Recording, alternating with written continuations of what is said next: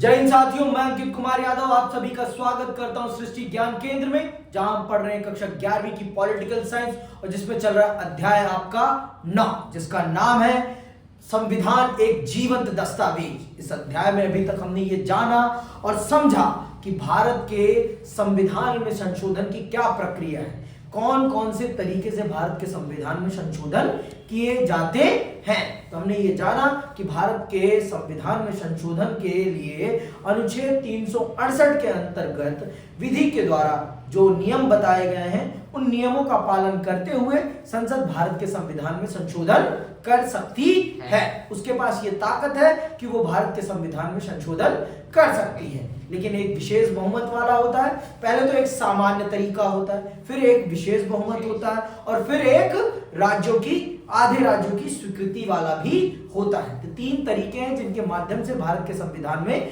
संशोधन किए जाते हैं। इस बात को हमने बखूबी जान और समझ लिया है। आज हम चल रहे हैं समझने कि भारत के संविधान में इतने संशोधन क्यों किए गए, क्या जरूरत पड़ी हमें इतने सारे संशोधन करने की। अगर इतने संशोधन ही करने थे तो हमें अपने संविधान को ही नया कर लेना चाहिए था, लेकिन हमने इतने संशोधन क्यों किए और अपने संविधान को क्यों नहीं बदला, इस बात को चल रहे हैं विस्तार पूर्वक जानने और समझने। तो चलिए पढ़ते हैं और जानते हैं और समझते हैं कि भारत के संविधान में इतने सारे संशोधन क्यों किए गए।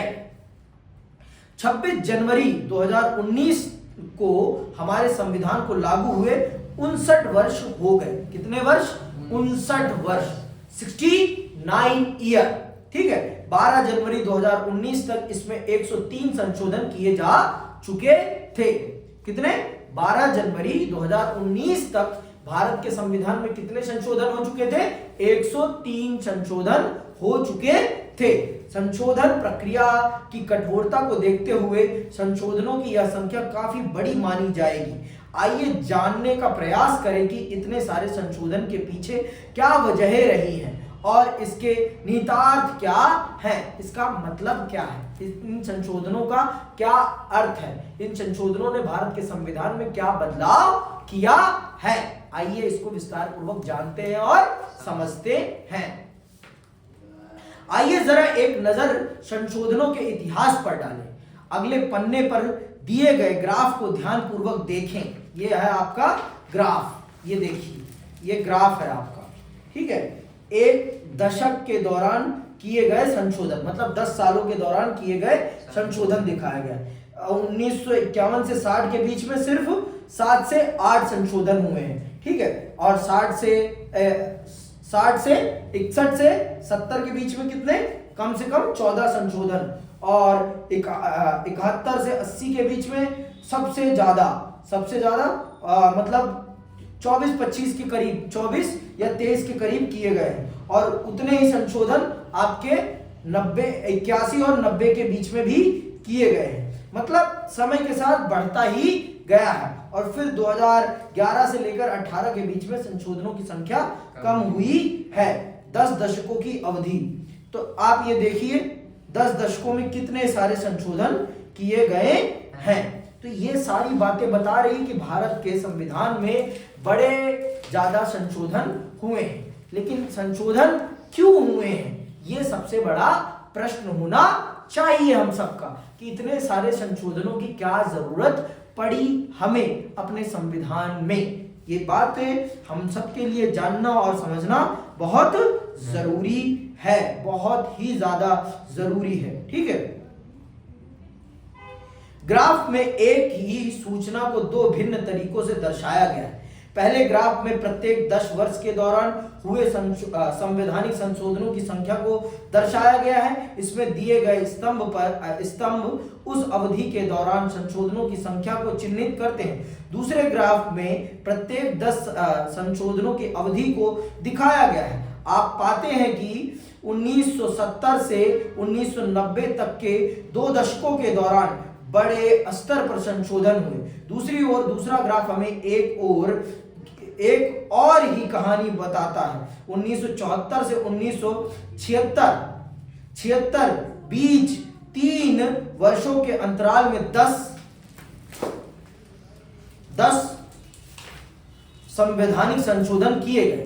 पुनः 2001 से 2003 का ठीक 3 वर्षों के दौरान भी 10 संवैधानिक संशोधन किए गए। हमारे देश के राजनीतिक इतिहास में ये 2 कालखंड बहुत महत्वपूर्ण है। पहले काल के दौरान कांग्रेस सत्ता में थी, याद रखना है ये बात। पहले काल के दौरान कांग्रेस सत्ता में थी। कांग्रेस पार्टी को संसद में भारी बहुमत मिला था। लोकसभा में उसके 252 सदस्य थे और ज्यादातर राज्य विधानसभाओं में भी वह बहुमत की स्थिति में थी। दूसरी ओर 2001 से 2003 के बीच का काल गठबंधन की राजनीति का काल माना जाता है। यह एक ऐसा भी काल था जिसमें विभिन्न राज्यों में अलग अलग दलों की सरकारें काम कर रही थी। इस काल की एक अन्य विशेषता भाजपा और इसके विरोधी दलों के बीच कटु प्रतिद्वंद्विता थी, लेकिन इस काल में 10 संशोधन किए गए। इसीलिए ये संशोधन केवल सत्ताधारी पार्टी के बहुमत पर ही निर्भर नहीं करते। आपको मैंने पहले ही बता दिया है, बड़े संवैधानिक संशोधन करने के लिए आपको विपक्ष का भी सहयोग चाहिए। बिना विपक्ष के सहयोग के आप संवैधानिक संशोधन नहीं कर सकते हैं। बड़े पैमाने पर जो मूल संवैधानिक संशोधन जिन्हें माना जाता है, अगर आपको उन संशोधनों को करना है तो आपको विपक्षी दलों को भी अपने साथ लाना ही पड़ेगा। बिना विपक्षी दलों को अपने साथ लाए आप उन संवैधानिक संशोधनों को अंजाम नहीं दे सकते हैं। अगर आपको उन संवैधानिक संशोधनों को अंजाम देना है तो आपको अपने विपक्षी दलों को भी साथ लाना पड़ेगा। देखिए 1974 से 1976 के बीच इन 3 वर्षों में जो 10 संवैधानिक संशोधन हुए, उस समय पूर्ण बहुमत की कांग्रेस की सरकार थी और उसके पास 352 लोकसभा में सदस्य थे। मतलब 1/3 बहुमत उसके पास था, मतलब बहुमत से कहीं ज्यादा सीटें उसके पास थी। हम कह सकते हैं 1/3 सीटें उसके पास थी, तो वो अपने दम पर भी बड़े संवैधानिक संशोधन कर सकती थी, अपने दम पर ही। और ये आपातकाल भी लग जाता है इसी कालखंड में। तो आपातकाल के दौरान पूरी की पूरी जो संघीय संरचना वाली व्यवस्था है वो केंद्रीय संरचना वाली व्यवस्था बन जाती है। मैंने आपको पहले ही बता दिया है कि भारत में आपातकाल के दौरान पूरी की पूरी ये जो संघीय व्यवस्था है वो केंद्रीय व्यवस्था में तब्दील हो जाती है। जो राज्यों को ताकत मिली हुई है आपातकालीन स्थिति में, वो ताकत भी केंद्र सरकार के अधीन हो जाती है। केंद्र सरकार ही उसकी कर्ता धर्ता बन जाती है।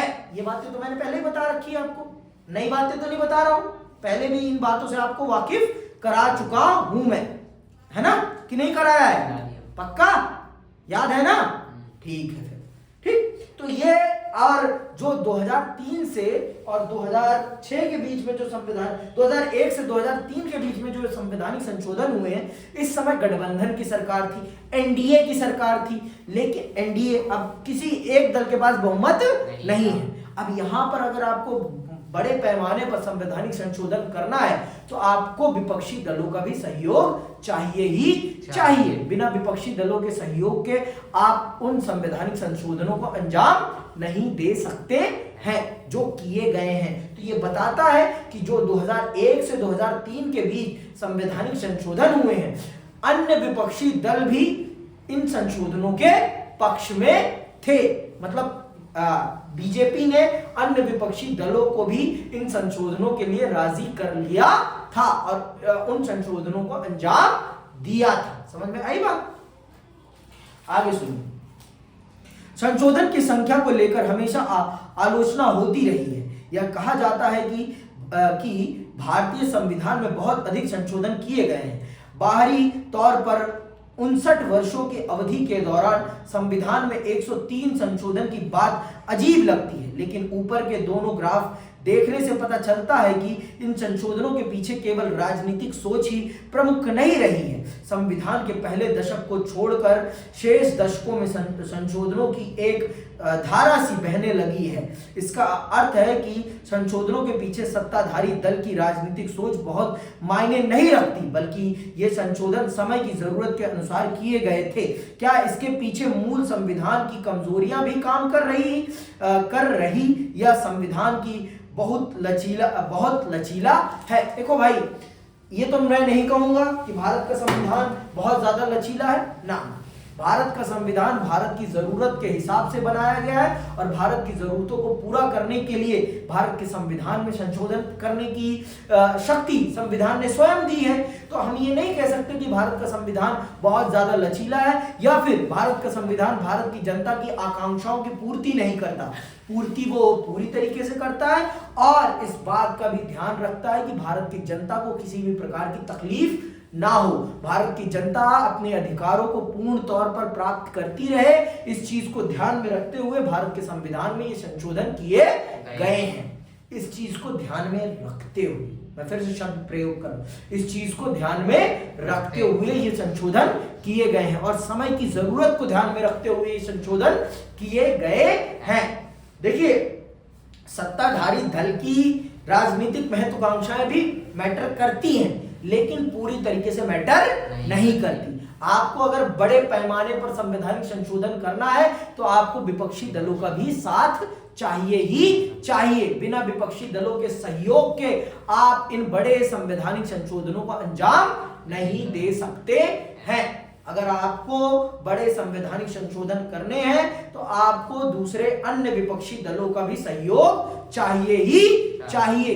बिना अन्य विपक्षी दलों के सहयोग के आप इन कामों को अंजाम नहीं दे सकते। इस बात को समझिए पीयूष बाबू, अगर आपको बड़े पैमाने पर संवैधानिक संशोधन करना है तो आपको विपक्षी दलों, आज की स्थिति में, मैं 1974 से 76 की स्थिति की बात नहीं कर रहा हूं, क्योंकि उस समय कांग्रेस बहुत डोमिनेटिंग पावर में थी, बहुत ही ज्यादा डोमिनेटिंग पावर में थी। लेकिन आज की कंडीशन में अगर आपको संवैधानिक संशोधन करना है एट ए टाइम, तो बिना विपक्ष के सहयोग के आप वो काम नहीं कर सकते हैं। जैसे कि वन नेशन वन इलेक्शन के मामले में केंद्र सरकार को उस विषय को जेपीसी के हवाले करना ही पड़ा, ज्वाइंट पार्लियामेंट्री के पास भेजना ही पड़ा। अब ज्वाइंट पार्लियामेंट्री डिसाइड करेगी कि ये विधेयक आएगा संसद में या नहीं।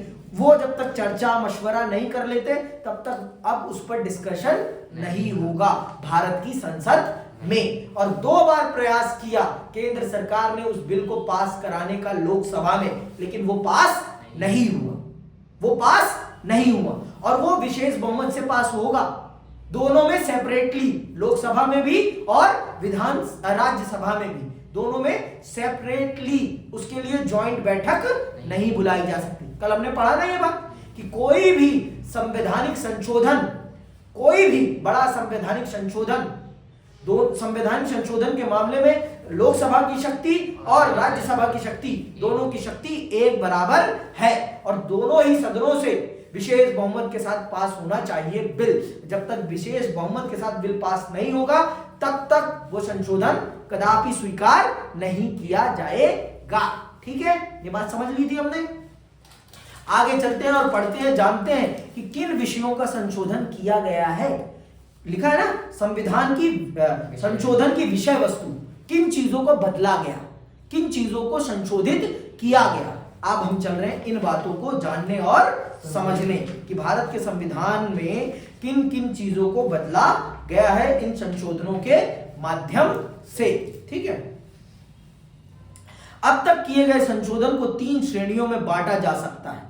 पहली श्रेणी में वे संशोधन शामिल किए गए हैं जो तकनीकी या प्रशासनिक प्रकृति के हैं और ये संविधान के मूल उपबंधों को स्पष्ट बनाने, उनकी व्याख्या करने तथा छूट-पुट संशोधन से संबंधित है। उन्हें केवल सिर्फ तकनीकी भाषा में संशोधन कहा जा सकता है। वास्तव में वे इन उपबंधों में कोई विशेष बदलाव नहीं करते।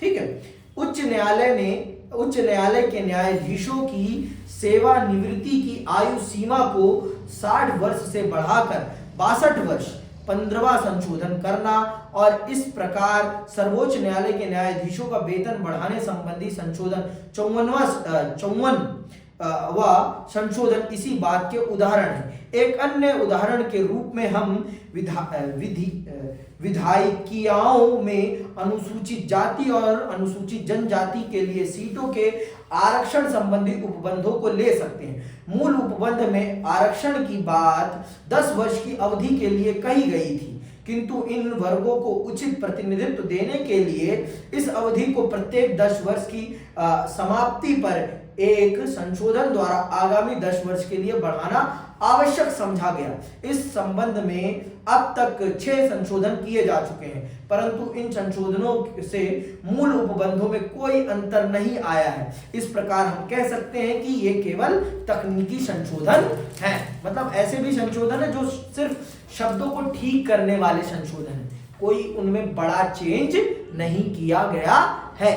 तो जैसे कि विधायिका और लोकसभा में अनुसूचित जाति और अनुसूचित जनजाति के लिए सीटों के आरक्षण वाला जो विषय है, उसमें 10-10 वर्ष का बढ़ाना, हर बार बढ़ाना होता है 10 वर्ष के लिए। अगर संसद को लगता है कि अभी भी अनुसूचित जाति और अनुसूचित जनजाति के लोगों को अभी भी राजनीतिक प्रतिनिधित्व तो नहीं मिल पाया है, तो वो उसे बढ़ा सकते हैं। तो बढ़ाया गया है और इसको बढ़ाने के लिए 6 बार भारत के संविधान में संशोधन किया जा चुका है। तो क्या हम इसे संशोधन कह सकते हैं? कदापि नहीं। ये कोई इसे हम उस तरह टेक्निकली तो ये भी एक संशोधन है, लेकिन इससे कोई मेजर चेंज नहीं हो रहा है भारत के संविधान में कि हो गया कुछ चेंज, कुछ भी नहीं हुआ। सिर्फ शब्दों को बदला गया है, बस शब्दों को बदला गया है कि हाँ आगे और 10 वर्षों के लिए बढ़ाया जा रहा है आरक्षण को, बस। इसके अलावा क्या बदला है? कुछ नहीं बदला। भारत के संविधान की आत्मा तो नहीं बदली ना। मैंने आपको पहले बताया आत्मा और वस्त्र और आत्मा में अंतर है, चित्र और चरित्र में अंतर है। चित्र बदला है, चरित्र नहीं बदला है। ठीक है। क्या आपको राष्ट्रपति के पद से संबंधित चर्चा याद है? मूल संविधान में यह माना गया था कि हमारी संसदीय व्यवस्था में राष्ट्रपति सामान्यतः मंत्री परिषद की सलाह के अनुसार कार्य करेगा। इस संबंध में बाद में एक संशोधन किया गया और अनुच्छेद 74(1) में यह स्पष्ट कर दिया गया कि मंत्री परिषद की सलाह राष्ट्रपति के लिए बाध्यकारी होगी। क्या इस संशोधन में वास्तव में कोई अंतर पड़ा है? इसे स्थापित परंपरा की निरंतरता के रूप में देखा जा सकता है, अर्थात इस संशोधन में केवल संवैधानिक उपबंधों की व्याख्या भर की गई है। तो देख लो आप, क्या इसमें कुछ बदल गया? कुछ नहीं बदला, थोड़ा सा स्पष्टीकरण और कर दिया गया है, डिफाइन ज्यादा कर दिया गया है, बेहतरीन तरीके से उसको डिफाइन बढ़िया तरीके से कर दिया गया है। तो इससे ये आप नहीं कह सकते कि ये कोई संवैधानिक संशोधन है, इससे संविधान में कोई मूल बदलाव आ गया है। ये कदापि कोई मूल बदलाव नहीं है। इसके माध्यम से भारत के संविधान में कोई मूल बदलाव नहीं किया गया है। कि किया गया है भाई? नहीं किया गया है। साफ और स्पष्ट तरीके से हमें पता चल रहा है कि भारत के संविधान में कोई मूल बदलाव नहीं किया गया है। व्याख्याएं, विभिन्न दृष्टिकोण। संविधान की व्याख्या को लेकर न्यायपालिका और सरकार के बीच अक्सर मतभेद पैदा होते रहे हैं। संविधान के अनेक संशोधन इन्हीं मतभेदों की उपज के रूप में देखे जा सकते हैं। इस तरह के टकराव पैदा होने पर संसद को संशोधन का सहारा लेकर संविधान की किसी एक व्याख्या को प्रामाणिक सिद्ध करना पड़ता है। प्रजातंत्र में विभिन्न संस्थाएं संविधान और अपनी शक्तियों की अपने अपने तरीके से व्याख्या करती हैं। यह लोकतांत्रिक व्यवस्था का एक अहम लक्षण है। कई बार संसद इन न्यायिक व्याख्याओं से सहमत नहीं होती और उसे न्यायपालिका के नियमों को नियंत्रित करने के लिए संविधान में संशोधन करना पड़ता है। 1970 से 1975 के दौरान ऐसी अनेक परिस्थितियां पैदा हुई। मैंने आपको पहले ही बता रखा है कि भारत के संविधान की व्याख्या करने का अधिकार किसके पास है? सर्वोच्च न्यायालय के पास है। लेकिन कभी कभी सत्ता में बैठी सरकार को न्यायपालिका के द्वारा की गई व्याख्या पसंद नहीं आती। कभी कभी न्यायपालिका के द्वारा की गई व्याख्या पसंद नहीं आती कि जो आप कह रहे हैं ये हमारे लिए सूट नहीं कर रहा। तो फिर संसद क्या तरीका अपनाती है? संसद फिर संविधान में संशोधन का तरीका अपनाती है और उस चीज को ही बदल डालती है। मैंने पहले बता दिया आपको कि भारत के संविधान में संशोधन करने की शक्ति सिर्फ किसके पास है? किसके पास है? संसद के पास है। थप्पड़ मारूंगा। सर्वोच्च न्यायालय के पास सिर्फ क्या है? सर्वोच्च न्यायालय के पास है सिर्फ उसकी व्याख्या करने का अधिकार। क्या लिखा है, इसका क्या मतलब होगा, यह बताने का अधिकार सर्वोच्च न्यायालय का है। लेकिन संशोधन करने की शक्ति किसके पास है? संसद के पास है। तो जब संसद को लगता है कि सर्वोच्च न्यायालय जो व्याख्या कर रहा है वो उसके अकॉर्डिंग नहीं है, वो उसके लॉ मेकिंग में, मतलब वो कोई कानून बना रही है, उस कानून के खिलाफ चला जाएगा, तो वो क्या करती है, वो संविधान में संशोधन करके अपने लॉ के अकॉर्डिंग संविधान की व्याख्या कर देती है। समझ में आई बात? तो चाह कर भी सर्वोच्च न्यायालय उनके खिलाफ कुछ नहीं कर पाता। समझ में आई बात? तो ये है। तो 1970 से 1975 के दौरान भारत में ऐसा बहुत बार होता है कि सरकार कुछ करती है तो सर्वोच्च न्यायालय उसके खिलाफ खड़ा हो जाता है। जैसे कि केशवानंद भारती केस, नाम सुना है केशवानंद भारती केस? जब न्यायालय वाला पढ़ा रहा था तो बताया था ये वाला केस मैंने, याद तो होगा नहीं वैसे, सारों का थप्पड़ झूठ बोल रहे हो साहब साहब। न्यायपालिका तथा अधिकारों से संबंधित अध्याय में आप संसद तथा न्यायपालिका के बीच उठने वाले विवादों के बारे में पहले ही पढ़ चुके हैं। इस संबंध में हम 3 दृष्टांतों का उल्लेख कर सकते हैं। मौलिक अधिकारों और नीति निर्देशक सिद्धांतों को लेकर संसद और न्यायपालिका के बीच अक्सर मतभेद पैदा होते रहे हैं। इसी प्रकार निजी संपत्ति के अधिकार के दायरे तथा संविधान में संशोधन के अधिकार की सीमा को लेकर भी दोनों के बीच विवाद हुआ है। ये देखो, निजी संपत्ति के अधिकार के दायरे तथा संविधान में संशोधन के अधिकार की सीमा को लेकर भी दोनों के बीच विवाद हुआ है। किसके बीच? किन दोनों के बीच में? संसद और न्यायपालिका के बीच में। यही है केशवानंद भारती केस। ये वाला जो केस है निजी संपत्ति और संसद के बीच में टकराव वाला, यही है केशवानंद भारती। 1970 से 1975 के काल में संसद ने न्यायपालिका की प्रतिकूल व्याख्या को नियंत्रित करते हुए बार बार संशोधन किए। यहाँ यह याद रखना जरूरी होगा कि इस दौर में भारतीय राजनीति में अनेक महत्वपूर्ण घटनाएं घटी। इसीलिए हमारा संवैधानिक इतिहास पूरे तौर पर इस काल की राजनीति के संदर्भ में ही समझा जा सकता है। अगले वर्ष स्वतंत्र भारत के राजनीतिक इतिहास का अध्ययन करते समय आपको इस बारे में और जानकारी मिलेगी। जब आप 12वीं क्लास में आएंगे और भारतीय राजनीति पढ़ेंगे तो आपको इन चीजों के बारे में और विस्तार से पता चल पाएगा। ठीक है। राजनीतिक आम सहमति के माध्यम से संशोधन, राजनीतिक आम सहमति के माध्यम से संशोधन। सुनना, तीसरे बहुत से संशोधन ऐसे हैं जिन्हें राजनीतिक दलों की आपसी सहमति का परिणाम माना जा सकता है। एक अर्थ में कहा जा सकता है कि ये संशोधन तत्कालिक राजनीतिक दर्शन और समाज की आकांक्षाओं को समाहित करने के लिए किए गए थे। वास्तव में 1984 के बाद किए गए अनेक संशोधन इसी श्रेणी में रखे जा सकते हैं। यहाँ एक बार पुनः पिछले प्रश्न को याद करें, गठबंधन सरकारों के बावजूद इतने संशोधन क्यों किए गए? इस प्रश्न का उत्तर यह है कि इनमें से कई संशोधनों के पीछे व्यापक आम सहमति काम कर रही थी। राजनीतिक उथल पुथल के इस दौर में हम अनेक संशोधनों को आकार लेते देखते हैं। संशोधनों के इस दीर्घ क्रम की शुरुआत दल बदल विरोधी कानून 52वां संशोधन से हुई थी। मतलब ऐसे संशोधन 1984 के बाद होने स्टार्ट होते। दल बदल विरोधी कानून 52वां संशोधन और 51वां संशोधन के अलावा इस काल में मताधिकार की आयु को 21 से 18 वर्ष करने के लिए संविधान के 61वां संशोधन हुआ और 73वां और 74वां संशोधन किए गए। इस काल में नौकरियों में आरक्षण सीमा बढ़ाने और प्रवेश संबंधी नियमों को स्पष्ट करने के लिए भी संशोधन किए गए। सन 1992 और 93 के बाद इन कदमों को लेकर देश में एक आम सहमति का माहौल पैदा हुआ और इन मुद्दों से संबंधित संशोधन पारित करने में कोई खास दिक्कत नहीं आई। तो ऐसे भी संशोधन थे जिन पे सभी राजनीतिक दलों ने आम सहमति के द्वारा संशोधन कर लिया। ये विषय ही ऐसे थे जिन पर सभी राजनीतिक दल एकजुट थे। गठबंधन का समय कालखंड होने के बावजूद भी सारे राजनीतिक दलों ने मिलकर इन विषयों पर आम सहमति बनाकर संविधान में संशोधन कर दिया। जैसे दल बदल हो गया आपका, और वोट डालने की आयु को कम करना हो गया। ये सारे संवैधानिक आपका 73वां और 74वां पंचायती राज व्यवस्था ना 73वां और 74वां क्या है? पंचायती राज व्यवस्था और नगर पालिका है ना, शहरी नगर पालिका है ना। तो ये सारे वो संशोधन है जिन पर सभी दल सहमत थे और उन्होंने बहुत अच्छे से इन संशोधनों में सरकार का साथ दिया और इन संशोधनों को पारित किया। अब आते हैं उन संशोधनों के बारे में जानते हैं जो बहुत ही विवादित रहे। विवादास्पद संशोधन, क्या लिखा है इसमें?